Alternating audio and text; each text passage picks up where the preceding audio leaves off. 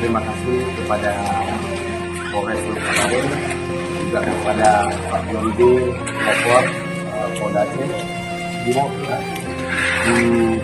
Terima kasih atas partisipasi bantuannya untuk membersihkan yang terlalu lumpur di sini bisa kita lewati.